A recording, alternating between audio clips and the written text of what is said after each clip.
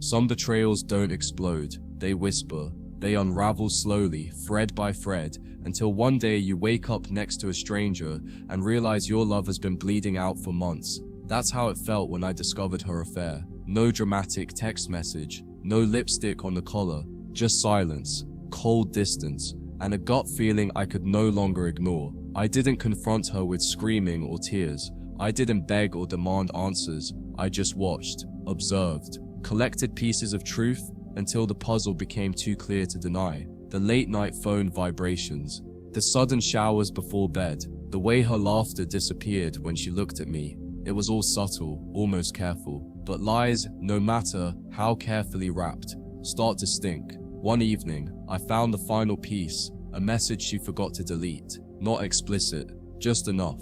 Enough to confirm everything I feared. She wasn't just talking to someone, she was with someone, emotionally, maybe physically. But does it matter? Betrayal is betrayal, whether it's with their body or their heart. I didn't throw things, I didn't even wake her up. I sat on the edge of our bed for hours, staring at the wall, running through years of memories now tainted with doubt. Was that vacation real? Was our anniversary dinner honest? Did she ever actually see me, or was I just convenient? The heartbreak wasn't loud, it was quiet, heavy, like grief that no one else could hear. The next morning I packed, one suitcase, a single duffel. I left a note on the table that simply said, "You don't have to explain. I know, I hope he was worth it," and I walked away. No revenge, no last word, just peace.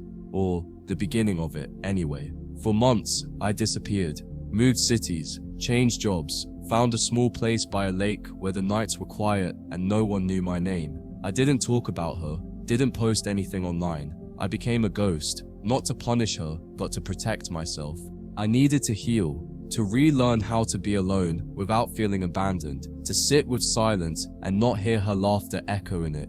Healing isn't romantic, it's ugly. It's nights where you doubt your worth, mornings where you replay everything and wonder if you missed the signs.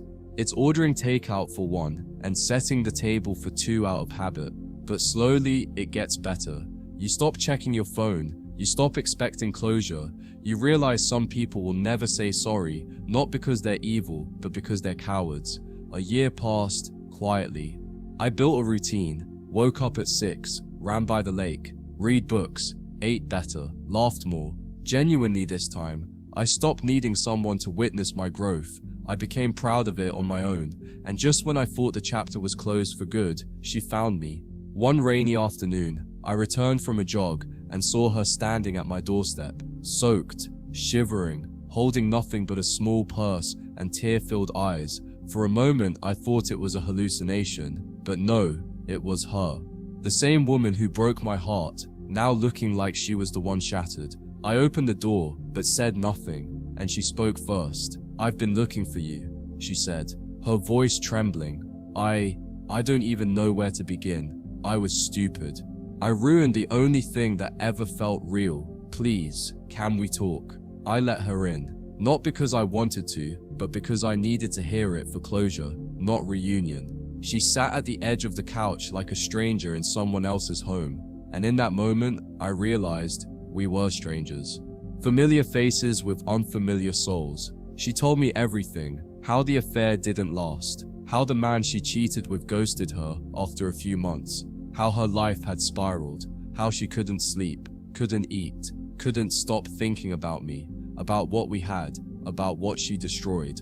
She cried, apologized, said she didn't deserve forgiveness but hoped for it anyway, said she'd change, that she already had, that she missed me every day.